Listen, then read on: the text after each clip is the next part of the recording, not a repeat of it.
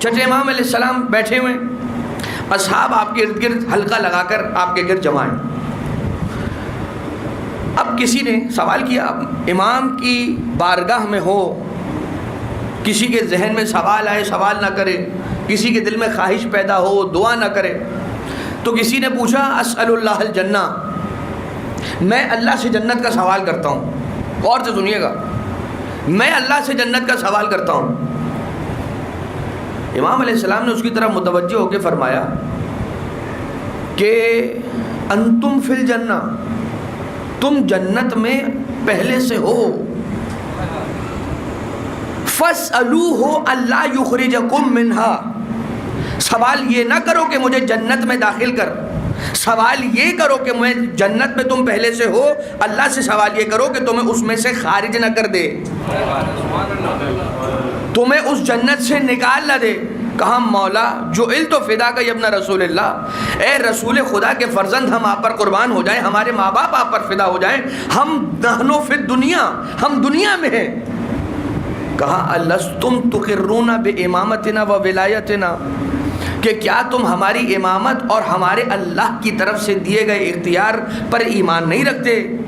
کہا بلا، کیوں نہیں مولا؟ کہا جب تم ہماری امامت پر ایمان رکھتے ہو، اللہ کی جانب سے ہمیں دیے گئے اختیار پر ایمان رکھتے ہو، اور اس کے بعد اگر تم ہماری محفل میں آ کر بیٹھ جاتے ہو، سمجھ لو تم کسی عام جگہ پر نہیں، جنت کے ٹکڑوں میں سے ایک ٹکڑے میں بیٹھے ہوئے ہو۔ صلوات علی محمد و آل محمد۔ یہ کسی اخبار کی کٹنگ نہیں پڑھی ہے میں نے آپ کی خدمت میں، یہ میں نے کسی ناول کے صفحے کے ایک اقتباس کو پیش نہیں کیا ہے، میں نے آپ کی خدمت میں پیش کیا ہے صادق اماموں کے سلسلے کے صادق امام کی بات کو۔ میں یہ بات کیوں کر رہا ہوں؟ کیونکہ اب یہ باتیں کرنی پڑتی ہیں، ہمیں آ کر یہ بتایا جاتا ہے کہ آئنسٹائن نے فرمایا، کیا بات کی ہے بھائی آئنسٹائن نے، بالکل صحیح کہا۔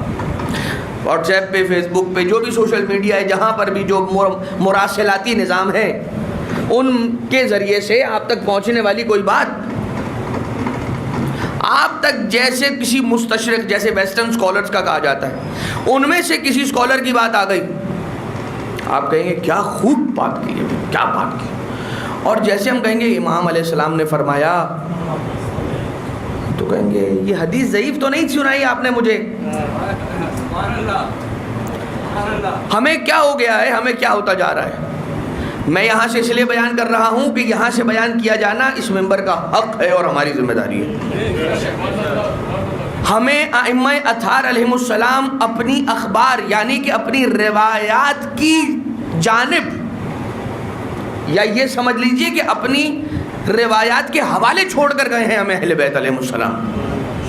کہ زمانہ غیبت امام علیہ السلام میں فرجعوا الی روات حدیثنا، ان کی طرف رجوع کرو کہ جو ہماری حدیثوں کو روایت کیا کرتے ہیں۔ لہذا امام علیہ السلام میں فرما رہے ہیں کہ اگر تم ہماری امامت و ولایت کا اقرار کر کے ہماری محفل میں آ کر بیٹھے ہو، تو یہ سمجھ لو ایز گڈ ایز آپ جنت میں بیٹھے ہو۔ اچھا، اس کے معنی یہ ہوئے کہ جنت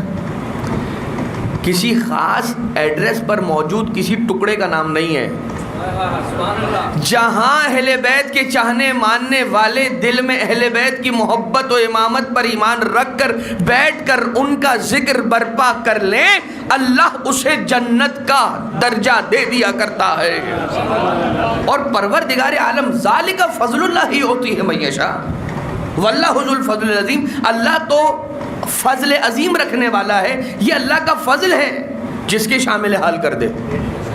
یہ تو اللہ کا فضل ہے، اس پر کسی کی روک ٹوک نہیں ہے، اس پر کسی کا اعتراض نہیں چلے گا، یہ اللہ کا فضل ہے۔